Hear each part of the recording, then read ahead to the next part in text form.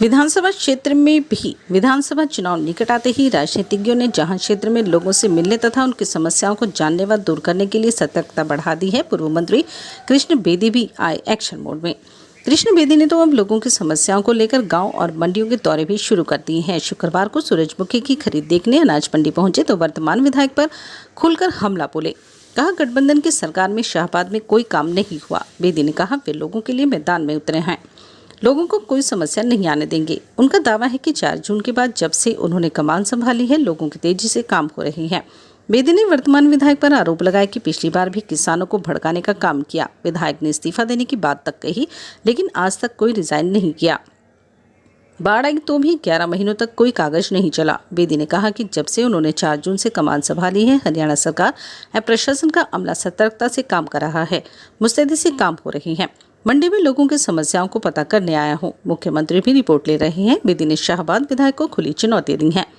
पूर्व विधायक अनिल धनतौड़ी पर भी कटाक्ष किए। पूर्व मंत्री कृष्ण बेदी ने कहा कि मुख्यमंत्री जब शाहबाद आए थे तो किसानों एवं आढ़तियों ने जून में सूरजमुखी की खरीद की मांग की थी, तो सीएम के तुरंत आदेश पर 1 जून से सूरजमुखी की सरकारी खरीद शुरू हो गई है। अब लगातार सरकारी खरीद हो रही है। बेदी ने वर्तमान विधायक पर आरोप लगाया कि पिछली बार भी किसानों को भड़काने का काम किया। विधायक ने इस्तीफा देने की बात तक कही, लेकिन कोई रिजाइन नहीं किया। बाढ़ आई तो भी 11 महीनों तक कोई कागज नहीं चला। बेदी ने कहा कि जब से उन्होंने 4 जून से कमान संभाली है, हरियाणा सरकार और प्रशासन का अमला सतर्कता से काम कर रहा है, मुस्तैदी से काम हो रही है। मंडी में लोगों की समस्याओं को पता करने आया हूँ। मुख्यमंत्री भी रिपोर्ट ले रहे हैं। बेदी ने शाहबाद विधायक को खुली चुनौती दी है। पूर्व विधायक अनिल धनतौड़ी पर भी कटाक्ष किए। अनाज मंडी उप अध्यक्ष धनपत ने कहा कि कृष्ण बेदी से जल्द सूरजमुखी की खरीद शुरू करने की मांग की थी और उनके प्रयासों से खरीद हुई है। खरीद इस तरह हुई कि आढ़ती और किसान दोनों संतुष्ट हैं। एमएसपी पर खरीद हुई है। आढ़ती कमीशन से खुश है। लिफ्टिंग की समस्या को भी दूर करने की मांग की है। सर्वजीत सिंह भाजपा मंडल अध्यक्ष एवं भाजपा नेता जगदीप सांगवान ने कहा कि सभी का आभार व्यक्त करते हैं। फसल की खरीद होते ही तीसरे दिन पेमेंट आ रही है। बेदी जमींदार की चिंता कर रहे हैं। वर्तमान विधायक जिम्मेवारी से भागे हैं। अधिकारियों को बुला के पूरी परचेज के बारे में हमने जानकारी दी और 1 मई से 1 जून से यहाँ पे खरीद शुरू करने का उन्होंने हमें पूरा आश्वासन दिया। और जैसे ही 1 जून को शाम को यहाँ पे किसानों की ढेरी कम आई थी और सरकार के द्वारा खरीद भी शुरू की गई थी, आप सभी को पता है। और आज तक जो भी आपको पता है, पिछली बार जो दिक्कतें हैं, क्योंकि उस वक्त हमारी गठबंधन में सरकार में हमारे में विधायक रामकृष्ण काला जी थे, जो उनकी जिम्मेवारी बनती थी वो अपनी जिम्मेवारी से भागते रहे। लेकिन आज हमने हमारी जिम्मेदारी बनती थी, बेदी जी के नेतृत्व में हमने सभी ने मिलकर, बेदी जी ने मुख्यमंत्री से बात की और आज सभी ने यहाँ पे अपना जो खरीद शुरू हुई है, सभी किसान खुश है। और जैसे भी किसान की फसल तैयार होती है, मंडी में सुखा के साथ ही साथ शाम को उनकी फसल गिर जाती है। और जो हमारी 72 घंटे के अंदर पेमेंट भी किसानों की लगातार आ रही है। मैं कहता हूँ सरकार का इससे बहुत बहुत मुख्यमंत्री जी का, कृष्ण बेदी जी का बहुत बहुत उनका धन्यवाद। गोली जी, सबसे पहले तो मैं सभी पत्रकार भाइयों का मंडी में आने पे बहुत बहुत स्वागत करता हूँ। मंत्री जी यहाँ आए, उनका दौरा यहाँ हुआ, उन्होंने सूरजमुखी के बारे में पूरा संज्ञान दिया। इसके बारे में मैं उनका बहुत बहुत धन्यवादी हूँ। रही परचेज की बात, हमारे मंत्री जी के पास हम पहली दफ़ा गए थे कि सूरजमुखी की परचेज जल्दी शुरू हो, तो मंत्री जी के प्रयास से 1 तारीख से परचेज हमारे सीएम साहब ने मंडी में कर दी थी। और परचेज भी इस हिसाब से हुई कि मंडी के अंदर आढ़तियों को और जिम्मेदारों को पूरा मज़ा आ गया, क्योंकि आढ़ती चाहते थे कि परचेज हमारे हिसाब से हो, हमारे पास हो, हमारी पूरी आढ़त लगे। तो आढ़तियों के पास परचेज हुई और एमएसपी पे हुई, पूरे रेट पे, कोई भावांतर की बात नहीं हुई, और एमएसपी पूरे रेट पे परचेज है। पूरे रेट के ऊपर हमें 2.5% आढ़त मिली। आढ़ती इस बात से बड़े खुश हैं कि 2.5% आढ़त हमें एमएसपी प्राइस से मिला। और उसके बावजूद भी सरकार ने जो आजकल उसका फसलों का रेट बढ़ाया है, उसकी जो लिस्ट आई है, उससे हमारी मंडी के सभी जिम्मेदार भाई बहुत खुश हैं और सभी जिम्मेदार भाई खुले हमारे हैं इस बात से। तो सरकार की हमारी जो मंडी के अंदर सूरजमुखी की लिफ्टिंग का जो मसला है, हमारे भाई बलबीर जी बता रहे थे। जैसे ही हमारे माल हम लिखवाते हैं और उसके बाद ऑन कर देते हैं, तो माल जैसे ही हमारा गाड़ियों में उठता है तो तीसरे दिन जिम्मेदार की पेमेंट आ जाती है। मसला है अब सूरजमुखी उठाएगा, ठेकेदार ठेका ले लेते हैं थोड़े पैसों पे। जब थोड़े पैसे में ठेका मिलता है तो जी उसका गाड़ी का जो किराया है वो पूरा नहीं होता, तो गाड़ी फिर उसमें अपना सीधा शुल्क मांगती है। तो गाड़ी को सीधा शुल्क दे के कुछ आड़तियों ने माल उठाया, 7 रुपये कट्टे तक सीधा शुल्क आड़तियों ने दिया है। ये आड़तियों के ऊपर बहुत तकड़ी मार है, क्योंकि आड़तियों की जो आड़त लगती है साथ ही चुनाव के दौरान माननीय मुख्यमंत्री जी इसी शेड के अंदर जनसभा को संबोधित करने के लिए आए थे, तो वहाँ पर आड़तियों ने भी और किसानों ने भी और भारतीय जनता पार्टी के कार्यकर्ताओं ने भी विशेष तौर से इसकी मांग की थी कि सूरजमुखी की परचेज 1 जून से की जाए। तो मुख्यमंत्री ने जाकर तुरंत इसका संज्ञान लिया और 1 जून को सरकार का अमला परचेज करने के लिए आ गया था, चाहे किसान फसल लेके आया नहीं आया। और उस दिन से लेकर आज तक एक दिन भी ना तो कोई किसान का कोई बयान आया, ना किसी आड़ती का बयान आया और ना किसी प्रकार की कोई समस्या आई। मैं आप लोगों को बताना चाहता हूँ, मामला कुल मिला के ये है, जब आपका चौकीदार जागरूक होगा तो मकान मालिक को या कॉलोनी के लोगों को जागने की जरूरत नहीं है। जब चौकीदार सुस्त होगा, लापरवाह होगा, गैर जिम्मेवार होगा, तो लोगों को चौकीदार रखने के बाद भी दिन रात जागने की जरूरत पड़ेगी।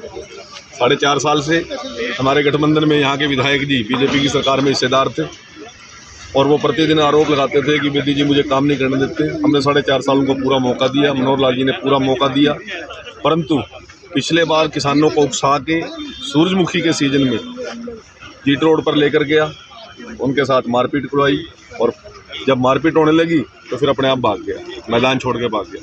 फिर बाद में कहता है मैं तो रिजाइन देने जा रहा हूँ, और रिजाइन भी नहीं मिला। फिर मुख्यमंत्री जी को प्रेस कॉन्फ्रेंस करनी पड़ी।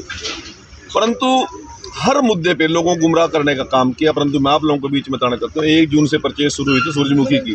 किसी किसान की पेमेंट में दिक्कत आई हो, किसी उठान में दिक्कत आई हो, किसी किसान को समस्या हुई हो, किसी आड़ती को समस्या हुई हो, तो उसकी जिम्मेवारी हमने ले रखी है। हमारी पूरी भारतीय जनता पार्टी की टीम मुस्तैदी से इस काम में लगी हुई है। आज भी मैं इसकी जांच करने के लिए पूरी टीम को लेकर आया था।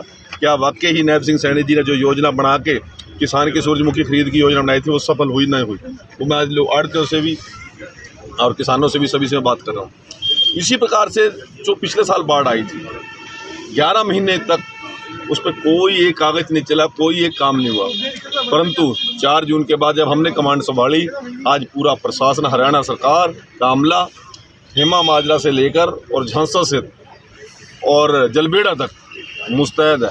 जहाँ पे मट्टी का उठान करने की जरूरत है मट्टी उठा रहे हैं, जहाँ पे किनारे बांधने की जरूरत है किनारे बांध रहे हैं, जहाँ पर कोई बांध बनाने की जरूरत है वहाँ पर हरियाणा सरकार बांध भी बना रही है। नगर पालिका की सफाई व्यवस्था की बात थी, हमने 30 कर्मचारी रातों रात भर्ती करके सभी नालों की सफाई की शुरुआत कर दिया। अभी मैं मंडी में आया हूँ, कुछ मेरे साथियों ने यहाँ पर हमें समस्या संज्ञान में लाई है और इन समस्या का समाधान भी 1-2 दिन के अंदर तुरंत करवाने का काम करेंगे। मैं अभी मंडी सेक्रेटरी से बात करूँगा। परंतु जैसी फीडबैक आई, मैं आभार प्रकट करता हूँ माननीय नायब सिंह सैनी जी का, प्रशासन के लोगों का। उन्होंने इतनी मुस्तैदी के साथ माननीय मुख्यमंत्री जी की बात को मजबूती के साथ रखा। माननीय नवीन जिंदल जी प्रतिदिन इसकी फीडबैक ले रहे हैं, प्रतिदिन वो जानकारी हमसे मांग रहे हैं। तो इस सारी की टीम नीचे हमारे मंडल लक्ष्य से लेकर, हमारे बूथ कमेटी के लोगों से लेकर, हमारे किसान मोर्चे की टीम, हमारे मंडी के क्या नाम व्यापारी प्रधान भाई केर सिंह जी, भाई हंडा साहब, धनपत राय जी, जितने भी ये साथी यहाँ पे खड़े हैं, एक एक चीज़ सरकार की जो काम हो सब बारीकी से निगाह रख रहे हैं। मैं लोगों को आपके माध्यम से आश्वस्त करना चाहता हूँ कि किसानों को, व्यापारियों को और मजदूर को किसी को भी हम समस्या नहीं आने देंगे। 4.5 साल जो इन लोगों ने भुगतना था भुगत लिया। किसी की नाकामी को शाहबाद की जनता ने भुगता है। परंतु मैं विश्वास दिलाना चाहता हूँ नायब सैनी जी के नेतृत्व में शाहबाद के किसी भी नागरिक को हम किसी भी समस्या से जूझने नहीं। पूर्व विधायक निरंजन तोड़ी ने एक बयान दिया था कि आपके कार्यकाल में जो चला गया उसे भूल जा, तो ये बात वो आप अभी बताइए, किसी ने अब इससे पहले बताई होती तो शायद हम उस पर ध्यान कर। धनपत जी ने शायद, मैं सुन रहा था अभी बोल रहे हैं, और धनपत जी को मैं आश्वस्त करता हूँ इसकी सारी जाँच करा के जिन लोगों ने गलती की है, जिन लोगों ने जो दोषी हैं, उनके ऊपर कार्रवाई कराने में किसी प्रकार की कोई कमी नहीं छोड़ी। मतलब बाढ़ को लेकर पूरे शाहबाद के मीडिया जगत के लोगों का मैं दिल की गहराई से आभार प्रकट करता हूं। प्रत्येक छोटी सी छोटी चीज़ के ऊपर जहां सरकार की भी निगाह नहीं होती, वहां आप लोगों की निगाह होती है। और जैसे जब तक, मैं आपको एक बात ही पूछना चाहता हूँ, जब जब आप लोगों ने कोई चीज़ संज्ञान में लेके आए, क्या हमने तुरंत कार्रवाई नहीं की? इसके लिए आपके प्रयास प्रशंसनीय हैं।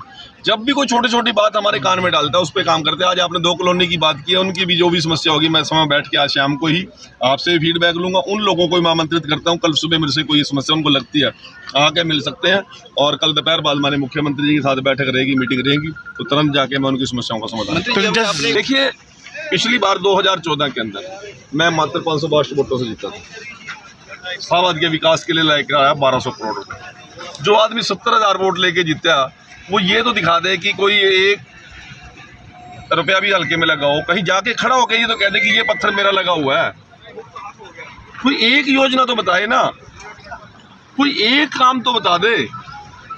और लगातार ये कहता था मैं तो यूँ चुटचा माल कर दूंगा, मैं तो लाडो पुल का पानी काट दूंगा। 5 साल में लाडो पुल से निकल नहीं सका सेब, और पानी फिर भी काटने की नौबत वहीं खड़ी है।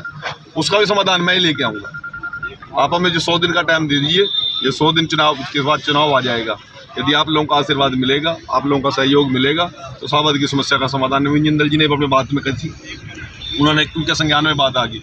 नितिन गडकरी जी से हमारी पहले बात हो चुकी है, उनको भी नायब सिंह सैनी जी के नेतृत्व में वो सारा विषय अभी लेके आएंगे। अपन कोई चिंता करने की जरूरत नहीं है, प्रत्येक समस्या पर हमारी निगाह है। सर 1200 करोड़ रुपए की अनिल रंधोड़ी जी का मैं जिक्र नहीं करना चाहता, जो आदमी बीत गया उसकी क्या जिक्र करूँगी, क्या जिक्र करूँ। कहीं हो तो, कहीं स्टैंड तो, कहीं फील्ड में तो, कोई नाम तो लेता हो हल्के में, कहीं चर्चा तो करता हो कोई, मैं क्या चर्चा करूँ उसकी।